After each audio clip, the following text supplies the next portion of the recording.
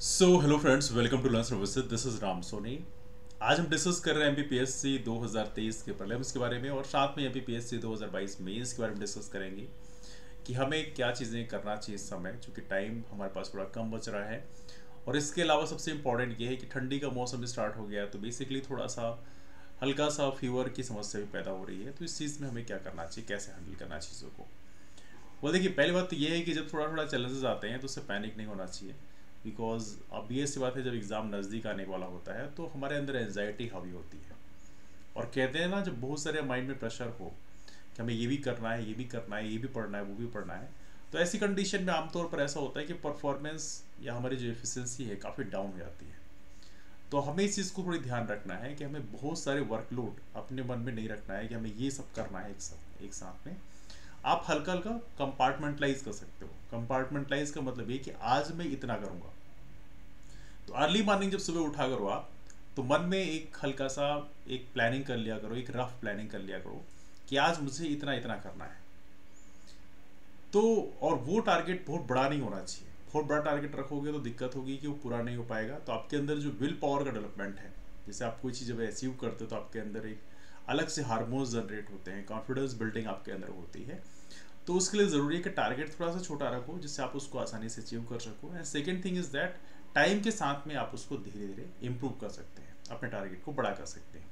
लेकिन स्टार्टिंग में जब चूंकि आपकी रूटीन प्रॉपर तरीके से ना चल रहा हो, तो उस कंडीशन में आप अपने टारगेट को थोड़ा सा कम रखो जिससे आप उसको आसानी से अचीव कर सको, है ना। तो पहली बात क्या करना है, अर्ली मॉर्निंग उठिए, प्रॉपर तरीके से अपना प्लान बनाइए कि आज मैं ये कर पाऊंगा। तो एक रफ मैप आपका हो जाना चाहिए कि आज मैं ये करने जा रहा हूँ। The second thing is that कि पढ़ाई करते वक्त कुछ चीज़ों को विशेष ध्यान रखिए। जैसे कि हम लोग अक्सर बात करते हैं कि जो गैप्स हैं, पढ़ाई कर रहे हो तो उसमें जैसे आपने 40-45 मिनट पढ़ा, उसके बाद प्रॉपर तरीके से हल्का सा वॉक करके आइए या थोड़ा टहल लीजिए यहाँ वहाँ 10-5 मिनट के लिए, फिर वापस से पढ़ने बैठिए। तो पढ़ाई का जो इस तरह से छोटे छोटे पार्ट्स में आपको पढ़ाई करना है, ये चीज़ बहुत इंपॉर्टेंट होती है। इससे आपकी एफिशिएंसी में काफ़ी इंप्रूवमेंट मिलता है, प्रोडक्टिविटी काफ़ी ज़्यादा बढ़ जाती है ना। तो प्रयास करना है कि हम ये दूसरा काम भी करना है।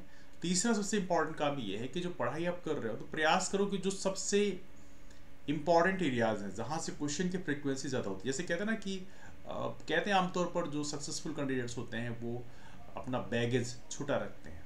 जो फेल्ड कैंडिडेट्स होते हैं वो अपना बैगेज बहुत बड़ा रखते हैं कि यहाँ सब जितना भी मिल रहा है सब कुछ पढ़े जा रहे हैं, पूरी किताब के हर एक पॉइंट को रटे जा रहे हैं, लेकिन वो हो नहीं पा रहा है। तो बेसिकली यहाँ पर हमें हल्का सा क्या करना है, प्रायोरिटाइज करना है।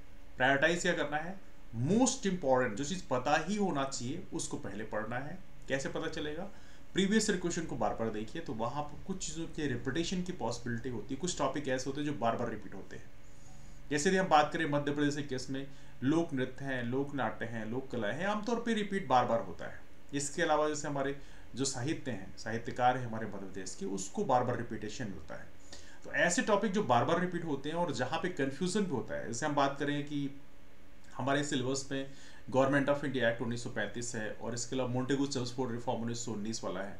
तो ये क्वेश्चन, इससे क्वेश्चन अक्सर रिपीट होते हैं। तो ऐसे टॉपिक जहाँ पे हल्का कन्फ्यूजन होता है, जैसे पूछ लिया जाएगा डायरकी कब इस्टेब्लिश किया गया, बाइकैमलिज्म द्विसदनी प्रणाली कब स्टार्ट की गई, कब कहाँ स्टार्ट की गई। तो ऐसे क्वेश्चन जब पूछे आते हैं तो उसमें रिप्लाई करने के लिए जरूरी है कि आपको टॉपिक अच्छे से तैयार होना चाहिए, बार बार रिविजन कर चुके हो। तो ऐसे जो मोस्ट इंपॉर्टेंट टॉपिक हैं उस पर आपको विशेष फोकस करना है, सबसे ज़्यादा प्रायोरिटी उसी को देना है, उसको बार बार रिवाइज करना है। इसके बाद कुछ टॉपिक ऐसे होते हैं जहाँ पे बहुत ज़्यादा क्वेश्चन तो अभी तक नहीं पूछे गए, लेकिन फिर भी वो टॉपिक इंपॉर्टेंट है।